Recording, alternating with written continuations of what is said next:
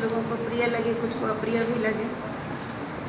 सबसे पहले मैं श्रम दिवस के दिन छुट्टी के पक्ष में हूँ। श्रम दिवस के उपलक्ष्य पर छुट्टियाँ हो जाती हैं। हर साल 1 मई को हम लोग सोचते हैं कोई कार्यक्रम होगा। सरकार के तरफ से कहीं ना कहीं कुछ अच्छा हमारे श्रमिकों के प्रोटेक्शन के लिए, उनके हित के लिए, असंगठित क्षेत्र में मजदूरों के लिए कहीं कुछ बात सुनने को आएगी।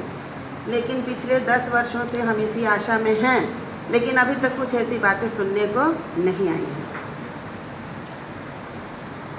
संजय भैया हमारे गार्जियन हैं, विभाग के सीनियर मोस्ट प्रोफेसर हैं। ये बहुत ज़्यादा आजकल इन चीज़ों में आगे हैं कि किस तरह से हम अपने विभाग को आगे ले जाएं, मजदूरों के लिए कुछ करें, कुछ ऐसा प्रयास हमारे तरफ से हो। तो मैं यहाँ जितने भी आमंत्रित अतिथिगण हैं, आप लोग कहीं ना कहीं राजनीतिक फोरम से अटैच्ड हैं। सर, आपसे ये रिक्वेस्ट है कि सबसे पहले मजदूर दिवस के दिन की छुट्टी को खत्म की जाए। और मजदूर शब्द जब हम सुनते हैं तो हमारे मस्तिष्क पर किसकी छवि बनती है? क्या हमारे जैसी किसी महिला की, या किसी काम करने वाले मजदूर की, या कोई खेतीहर किसान का जो हाथ में हल और ये फावड़ा लिए हुए, किसकी छवि बनती है? आप बताएं बच्चे, किसकी छवि बनती है? हमारी छवि तो नहीं बनती होगी। किसकी छवि बनती है? वैसे तो वो असंगठित क्षेत्र हुआ ना। कितने कानून हमारे इस स्वतंत्र भारत ने असंगठित क्षेत्र के मजदूरों के लिए बनाए हैं।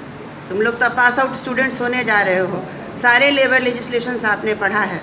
तो सर, अगर इतिहास पलट करके देखा जाए तो अभी तक असंगठित क्षेत्र के मजदूरों के लिए कोई भी एक ढंग का कानून नहीं बना है जिसके तहत हम उनको सामाजिक सुरक्षा दें, या उनको प्रोटेक्टिव लेबर लेजिस्लेशन दें, या रिटायरमेंट का तो उसमें कोई सवाल ही नहीं उठता है, या उनके बीमार हो जाने पर किसी भी तरह का कोई भी प्रोटेक्टिव लेबर लेजिस्लेशन उनके लिए नहीं है। तो ये बड़ी ही विडंबना है हमारे समाज की। मैं थोड़ा सा भी यहाँ पर मौजूद कोई भी राजनीतिकगण है, आप लोग से यही अनुरोध करूँगी कि अगर आपके पास कुछ अंदर से चाहत है तो कृपया असंगठित क्षेत्र के मजदूरों के लिए कुछ किया जाए। एक LIC के तहत आम आदमी बीमा योजना भी आया, लेकिन वो 100% फ्लॉप निकल गया। इतना कम राशि उसमें था देना, फिर भी लोगों ने उसमें पार्टिसिपेट नहीं किया। रीजंस, इस पर मौजूदा सरकार या पहले की सरकार किसी ने भी इस पर कोई जानने की चेष्टा नहीं की। जब हम लोग लेबर डिपार्टमेंट से, हमारे डिपार्टमेंट में भी सरकार की तरफ से कुछ भी आता कि आप लोग इस पर रिसर्च कराइए, कुछ भी करिए, कि हम लोग कुछ उनको निकाल करके निष्कर्ष देते कि रीज़न क्या है। ये सारे लेबर लेजिस्लेशंस के फेलियर है।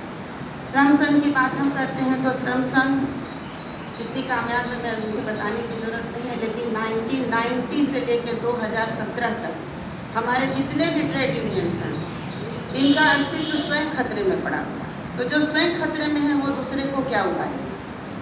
इसलिए ये आज के युग के बच्चों की, लड़कों की ये जिम्मेवारी बनती है कि आप वर्कर्स को यूनाइट होने का शिक्षा करें। गांव क्षेत्र में जाते हो, तुम लोग रिसर्च में जाते हो, प्रोजेक्ट में जाते हो, उन लोगों को जगाओ, जागृति लाइए समाज में। हम आज भी कहते हैं workers of the world unite and you have to lose nothing but the change. दूसरा कोई चीज़ आपको घाटा आपको नहीं होने का है। क्या ये कैपिटलिज्म है? तो क्या मजदूर के बिना ये कैपिटलिस्ट सोसाइटी या मिक्स इकोनॉमी जो हमारी अर्थव्यवस्था है, क्या ये कुछ दे सकेगी हमको और आपको? नहीं। ठीक है, इसने रोजगार के अवसर हमें दिए, बहुत सारे रोजगार के अवसर हमें मिले।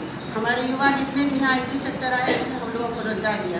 लेकिन क्या आज के युवाओं की जिंदगी की अवधि कितनी बड़ी है ये जरा देखिए।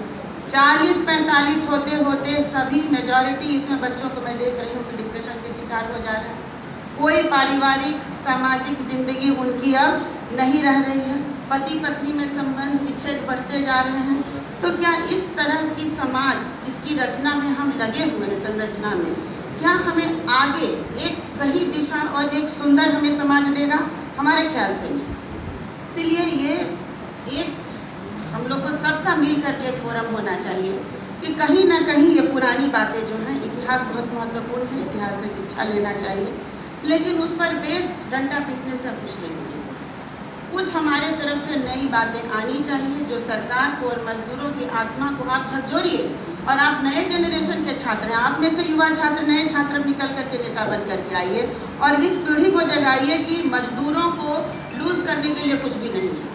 मजदूर के बिना हमारा काम नहीं चलेगा, किसी का भी काम नहीं चलेगा कैपिटलिस्ट क्षेत्र में। तो हमारे तरफ से ये आप लोगों से ये निवेदन है सभी लोगों को कि कुछ ऐसा हम प्रयास करें कि सरकार इस छुट्टी को बंद करे और अखबार में कुछ भी हम लोग देखते हैं कि मजदूर के दिवस के उपलक्ष्य में कुछ भी मिले तो कुछ ऐसा नहीं मिलता है सिवाय 2 तारीख के सुबह को ये चपरासी आके कहेगा हाजू रात का अखबार नहीं आया। तो एक छुट्टी से ज़्यादा हम मई दिवस को अब कुछ भी हम नहीं देख रहे हैं, उससे ज़्यादा कुछ उसका इम्पोर्टेंस है। तो कृपया इसमें मेरी बातें की उनको बुरी लगी होंगी तो मैं क्षमा प्रार्थी हूँ, लेकिन अब कोई भी लेजिस्लेशन से देखा जाए, चाहे वो सोशल सिक्योरिटी लेजिस्लेशन हो, तो सारी बातें जो है ये सारी बातें हमारी शोषित अंग्रेज सरकार ने कहा कि शोषण के लिए नामी अंग्रेज सरकार था, और जितना भी लेजिस्लेशन जो बनाया हुआ जो थोड़ा भी फ्रूटफुल है वो अंग्रेज सरकार द्वारा ही पारित किया गया है। हमारे नए में आया, ग्रेजुएटी एक्ट आया, जितना भी चीज़ आया, तो अब कहाँ देख रहे हैं कि आज के डेट में तो कोई बहुत फ्रूटफुली कोई चीज़ फंक्शनिंग नहीं है, और हमारे श्रम संघ जो हैं ये भी निष्क्रिय और शिथिल हो चुके हैं। तो कहीं ना कहीं उन सभी की आत्मा को झकझोरना है और ये प्रयास करना है दिल से कि छुट्टी बंद की जाए और मजदूरों के लिए, असंगठित क्षेत्र के मजदूरों के लिए सही मायने में कुछ न कुछ कार्य हमें करना, एक नए फोरम पर हमारे विद्यार्थियों का, हमारे शिक्षकगण का और हमारे राजनीति से जुड़े हुए जितने लोग हैं इन लोगों का, उसमें एक अथक प्रयास होना चाहिए जिससे हम लोग अगले साल भी या फर्स्ट में को कुछ अच्छा सुनने का हम लोगों को मौका मिले कि असंगठित क्षेत्र के श्रमिकों के लिए हमने ये चीज़ किया। Thank you and sorry. Thank you Sunita, कुछ बातों को नए ढंग से रखने के लिए, और बिल्कुल एक सही बात कहा। छुट्टी ख़त्म हो थोड़ा सुनने में दुखदाई होता है, लेकिन सही मायने में ख़त्म हो और कुछ काम अच्छा हो तो हर अच्छा काम करने में थोड़ा कष्ट होता है। और आई विश छुट्टी ख़त्म होना कम हो गया है देश में, बिहार में भी कम होगा, ये उम्मीद करते हैं।